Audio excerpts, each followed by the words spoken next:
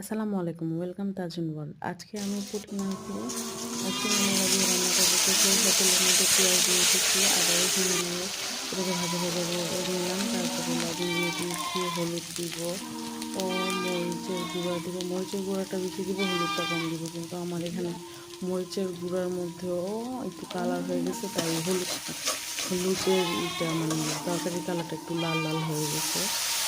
মূলার মধ্যে সাধারণত মশলা কম দিলে ভালো লাগে, তো আজকে আমার একটু বেশি হয়ে গেছে। তো আমি মূলাটা ভাপ দিয়ে নিছি, যাতে মূলাটা হচ্ছে গিয়ে একটা যে ঘ্রাণ আসে বা গন্ধ আসে ওইটা যাতে না হয়। তো আমি এখানে মূলা দিয়ে দিছি, ভাপ দেওয়া মূলা দিয়ে দেওয়ার পরে পুঁটি মাছগুলো কাঁচা দিয়ে দিলাম।